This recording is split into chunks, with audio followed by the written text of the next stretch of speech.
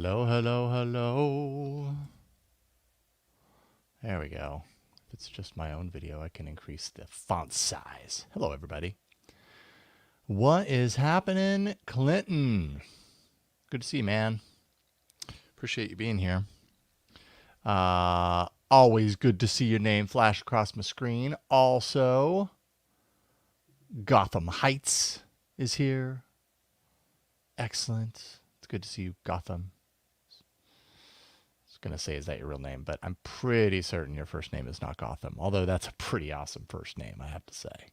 If that is indeed the case. What's going on, Tay? Good to see you, my man. Oh, got to take this sweatshirt off. I was running this morning. I had to get my daughter to school. My other daughter's on fall break. And then I had to get the dogs to the dog park. 'Cause if I didn't do that, if I put that off, then they were going to bounce off the walls. They might still bounce off the walls. Bronson is a mammoth-sized puppy, and he just has a lot of energy. And a half an hour at the dog park is not generally enough for him.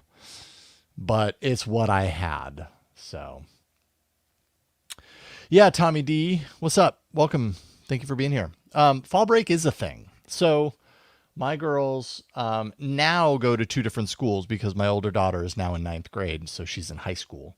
But before that, they both went to the same school since kindergarten, and it's a K through 8, and it's a year-round schedule. So essentially, what that means is that instead of there being a massive kind of summer break, then some of those weeks are then transferred into other parts of the year. And so for fall break, for example, this is her first of 3 weeks off for fall break. So yeah, it's a little different. We're super used to it because it's just been the way it was. And it's actually pretty great because if we want to go traveling, we don't have to do it all in the summertime. Like we can actually mark the fall break as travel time as well. And the beauty of that is it's not the peak of the summer. So weather wise, it works out really well.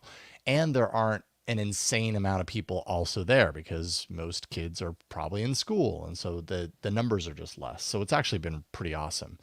This is the first year though, where it got really complicated because our older daughter is now in high school and she's in a normal schedule.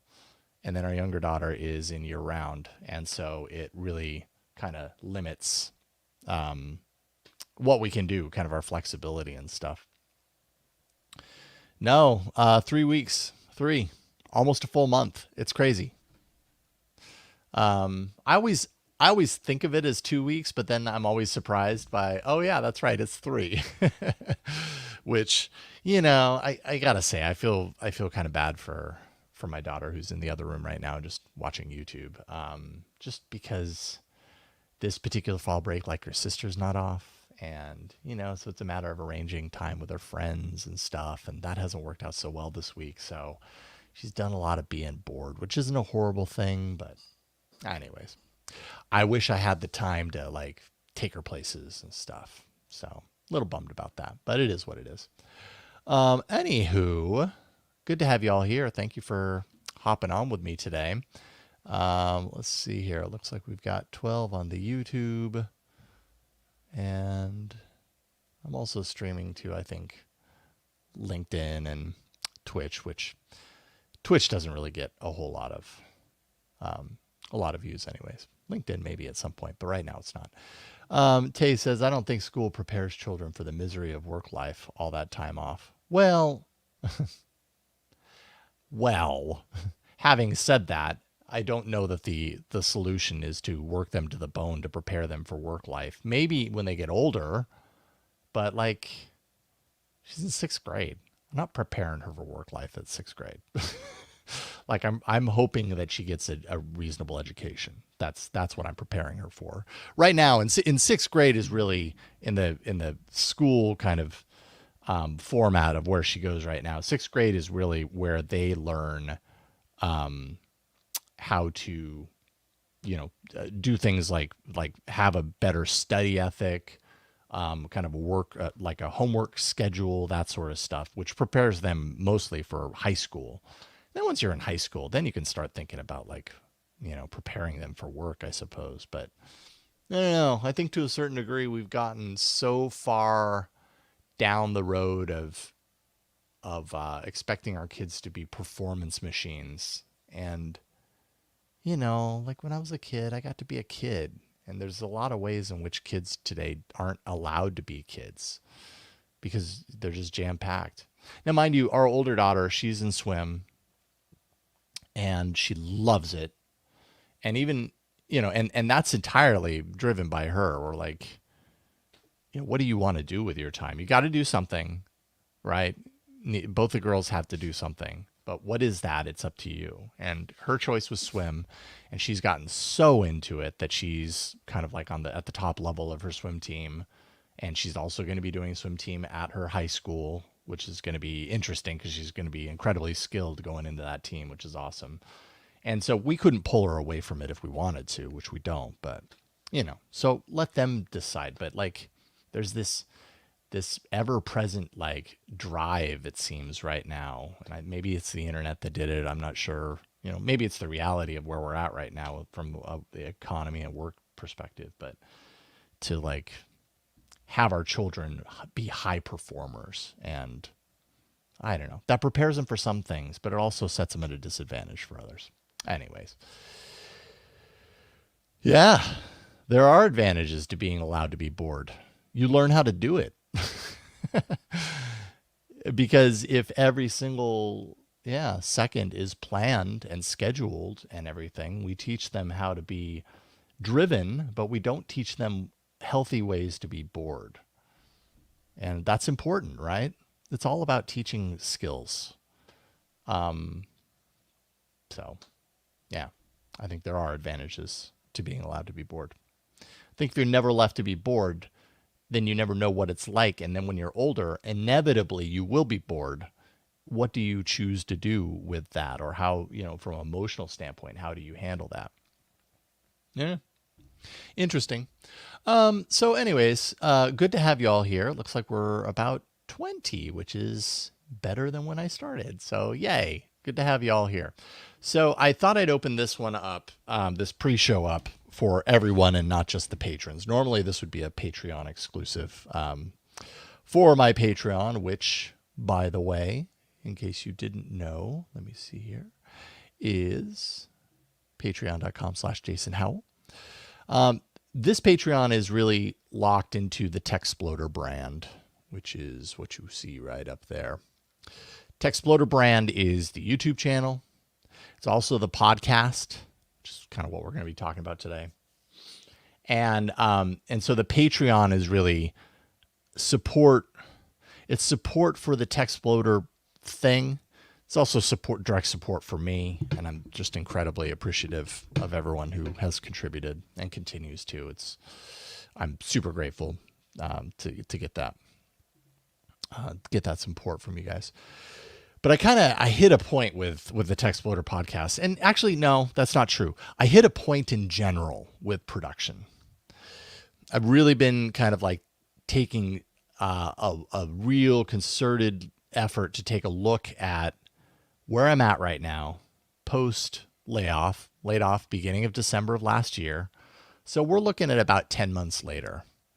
And, my strategy in the beginning was do everything that I used to do, just do it for me, which is podcast, probably more so podcast than anything else. So jumped into Android Faithful, started AI Inside about a month and a half later. In retrospect, I wish I had started it sooner, but anyways, just to get a little bit more kind of build up momentum, that sort of stuff. And then a few months later, launched the Techsploder podcast with the Techsploder rebrand of the YouTube page, because that wasn't necessarily my plan initially to rebrand the YouTube page. It just kind of made sense over time, and I was like, oh, okay, well then I can, I should have a podcast associated with this. What would it be? And so I came up with the idea of the Techsploder podcast and launched it and everything. And what I'm realizing now, some 10 months in, is I'm reminded I'm reminding myself and reminded through conversations with my wife, we very much are a household where we share income, and, we're not one of those households where, she's got her money and I've got my money. Like, we're very much a team. And, we're just kind of looking into the future and going, okay, the way things are right now can't last forever. I am not really making much of an income. I'm to be honest, I'm not really making an income. The money that comes in via Patreon, both for AI Inside and for Techsploder, more or less at this point have paid for costs of the business. And that's fine. That's totally fine, right? Like, anytime you start a business, you have to assume, unless you're really lucky, or unless you're going to business with someone who already has a lot of capital, or whatever the case may be, you kind of have to assume that you're going to be at a deficit before you start kind of generating true income. I never knew how long that would take. From a content production perspective, if I'm making money making content, like, what does that look like? The only model I've ever known is Twit and CNET. It's working for a company or a corporation that has a team that pays a salary, and I'm just kind of, given my task, given my job within that machinery to do. Coming out on my own was like, okay, well, I can do all these things. Like, I've done them all. Aside from maybe the marketing, I haven't really done much of the marketing in either CNET or Twit. But, all the production, the hosting, content creation, editorial, that stuff comes easy to me because I've done it for a very long time. It's also the stuff that I enjoy. If I'm really honest, the stuff that I really enjoy is this. It's talking with community. It's like the process of, like, being on a podcast and recording the podcast and being with someone and talking and all that kind of stuff. I'd say that's top tier, me in my element, is this sort of thing. Below that is the production aspect. And the production aspect would be, the recording, the technology that's required to record, the cameras, the lighting, the post-production work, using an audio software or going into video and editing and that sort of stuff. That's lower than my kind of top tier best case scenario, which is hosting and being present in like a podcast or a video or whatever. I'd say far below that is marketing / running a business. And that's the part that has become really challenging for me, is how do I effectively run a business? Because this isn't, I think where I've failed a little bit is I have made the assumption that if I just do what I used to do and do a lot of it, that will somehow magically turn into more subscribers, and that more subscribers will turn into some sort of like an income that not that I expect to match the income that I had at Twit, but like right now I'm making less than minimum wage, if I'm really honest, possibly even far less, because most of the money that I am making goes into the production itself. And as much as I enjoy doing what I do, that is not sustainable. It's just not. I wish it was. I wish I had unlimited funds to drive myself in that way, but I don't. I've talked to some people who do this for a living and who have made the switch from the exact same switch that I've done. And, some of their advice is like, yeah, it was really hard. 2 to 3 years, didn't make a penny. But I had a partner who made a lot more money and was able to kind of like, take the sting off, or I had enough money set aside that could float me until things worked, if they end up working. And I have money set aside. That's largely what I've been powering this from. But, that money dwindles. I mean, it does. That money is essentially my paycheck. And that's money that's going out of an account that, we had kind of set aside for this purpose. But that's not an unlimited fund. unfortunately. So I'm left in a position where I realize I have a finite amount of time with which to figure this out. You know, beep or get off the pot, essentially, is kind of where I'm at right now. And that's fine. Like, I'm not worried about me. Like, I think in the end, whether this works or whether it doesn't, I'm going to be fine. I'm going to figure something out. But I am at a point right now where I have to start getting creative. I just have to. I don't have a choice. I have to start throwing some spaghetti against the wall and see what sticks. And one thing that I've noticed, here's one hard truth for me, is that podcast is the thing that I'm most comfortable with, but podcast takes a very long time to scale.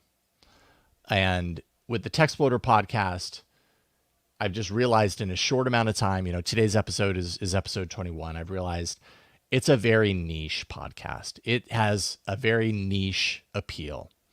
And the people, and I've heard from a lot of people who said, "Oh my God, I love this podcast. Keep doing it, please." And I love doing it. Like, I'm driven to do this podcast because I enjoy the opportunity to sit down with people who I highly respect and just get to know them on a deeper level. Maybe ask them questions that they don't normally get asked in interviews or on podcasts.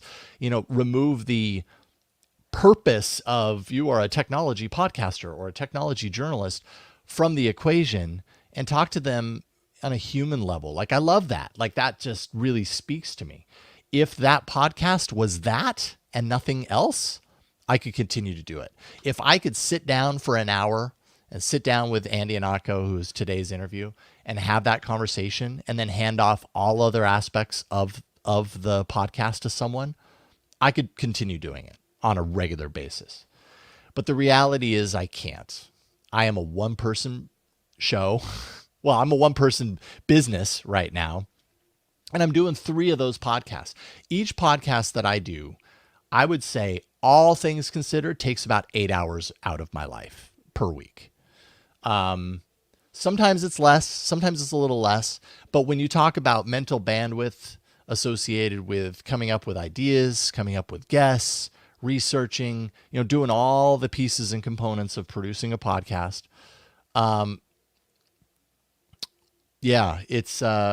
it's hard. It's hard and especially, so here's the other thing that ties into this. Tuesday is Android Faithful Day. Wednesday is AI Inside Day. Thursday is TechSploder Podcast Day. And though these things don't take up the entirety of the day, they take up enough of them that it's really hard then to transition and get progress on something else. And that could just be a failing of me. Like, that could just be part of my brain. I was very recently diagnosed ADHD, and like, the more that I recognize and reflect on that diagnosis, the more it really explains a lot for me, a lot of the challenges that I have in this regard, and being organizational and being really directed and focused. But if 3 of my 5 days are eaten up by podcasts, that leaves 2 days for literally everything else. If I want to create content for the YouTube channel, if I want to, find sponsors for AI Inside, any of the business, if I want to market anything, and I use a software called Opus Clip that pulls out, we use AI to pull out moments from everything. And that's great. It saves me the time that it would take if I was to throw it onto a timeline and do it manually. It still takes time. It still takes a couple hours to do that with a couple of pieces of content. As much as they say, do it in minutes, it's just simply not true. Not if you want it to be somewhat quality. It takes a lot longer because you got to identify what works and whatever. And I suppose I could just spray crap out there like that, but I don't want to do that. I do have an attention to quality and, something in me that wants quality and doesn't want to just spray around stuff.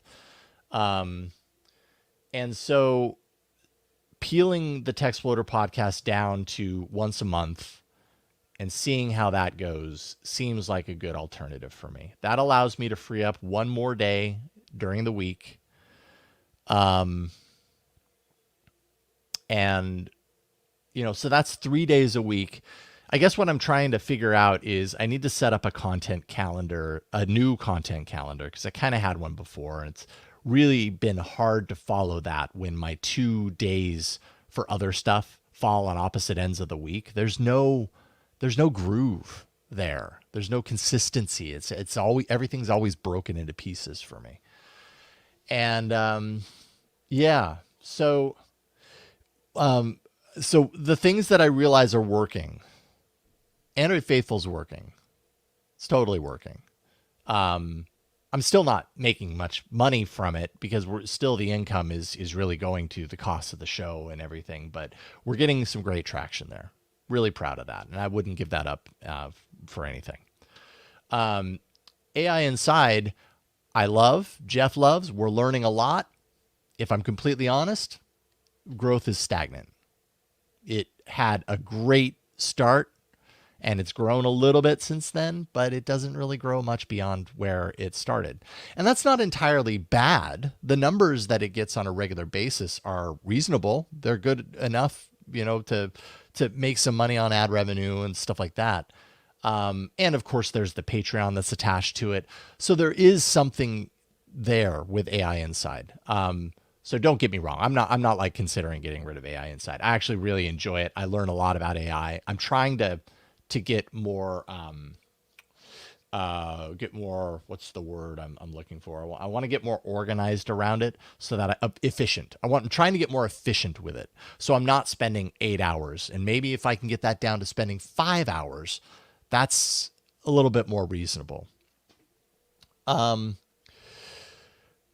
Yeah. So, Textploder down to once a month. I mean, I hate to have to do it, but it's the obvious thing that I can look at and point at and go, okay, this will almost assuredly be a niche thing no matter what. As much as I enjoy it, as much as the people who have reached out to me to say, please keep doing this, we love it.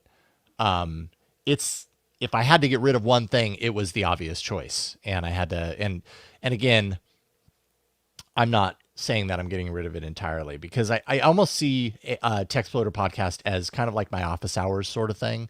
When I spoke with Chet Haas on the channel or Ant Pruitt, it's kind of like that, but in podcast form. It can be when it makes sense. And I'm going to continue to do that. I have a couple of things still kind of in the works that I want to plan for it. So it'll happen. It's just not going to be a regular weekly cadence. I can't support it right now. Other things that are working. AI content on YouTube. The times that I have focused myself to do something specific to artificial intelligence on my YouTube channel have done reasonably well. And I've actually seen a larger influx of subscribership based on those videos. So where I'm at right now is like, okay, well, what happens if I double down on that? If I was to set out my content calendar and say, I've got Thursday, Friday, and Monday every week.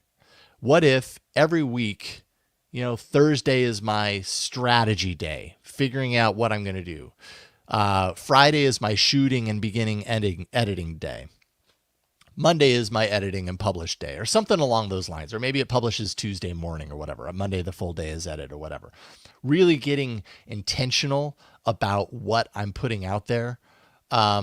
From that regard. And if I continue doing it, if I did that for the next 3 months and that became guaranteed, would that kind of the visibility around my AI expert status, if you want to call it that, would that raise to a point to where I'd get new people through the door? Because at the end of the day, I love you guys. I adore you. I'm so grateful that I have the audience that I have. I can only make a business out of this if I get new people through the door or new eyeballs. And that's proving to be a big challenge. That's where working for a Twit or a CNET was really handy because they had a lot of built-in fan base. And I have to try and gather that on my own. So I got to look at what works. Other things that work, product reviews. I'm doing shorts that are unboxings that some people hate the ASMR quality of it, but they do pretty well. I mean, they do reasonably well. And, I'm not a fan of ASMR when people are eating stuff, but I don't mind it with like product openings. Like it's just the sound of life. Like I actually think that's pretty rad. So anyways, so that's where I'm at right now. I'm really trying to reorganize because I recognize 100%. I have a finite amount of time with which to make something happen. I do have a couple of other things outside of all this in the works right now, and those would bring in a regular recurring income. It wouldn't cover everything that I need, but it would be a nice foundation. And when that's ready to be announced, I'll let you guys know. So that's got to factor in there somewhere with the time perspective. See, at the end of the day, it's just all about time. And I don't have unlimited amounts of time, so I have to use my time wisely.